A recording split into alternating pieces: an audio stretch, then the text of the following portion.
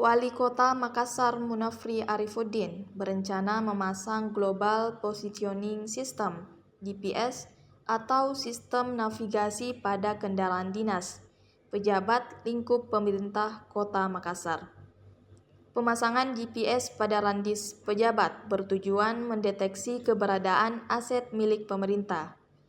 Hal ini juga untuk mencegah adanya kendaraan dinas yang hilang jejak maupun disalahgunakan. Munafri mencontohkan, jika ada mobil dinas milik Pemkot Makassar yang berada di luar Makassar itu patut dipertanyakan. Dengan adanya GPS tersebut, maka sangat mudah untuk memintai pertanggungjawaban atau klarifikasi kepada pejabat terkait.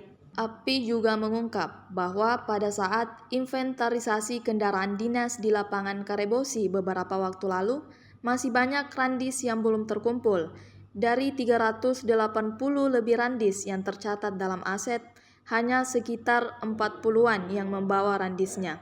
Bahkan ada pejabat pensiun yang hingga sekarang ini belum mengembalikan kendaraan dinas. Tak hanya itu, pembagian randis di kalangan pejabat Pemkot juga tidak sepadan. Ada yang memiliki randis tak sesuai dengan spesifikasi dan jabatannya. Sebagai langkah pengawasan, Munafri menegaskan seluruh mobil operasional Pemkot Makassar harus menggunakan plat merah dan pengadministrasian yang ketat.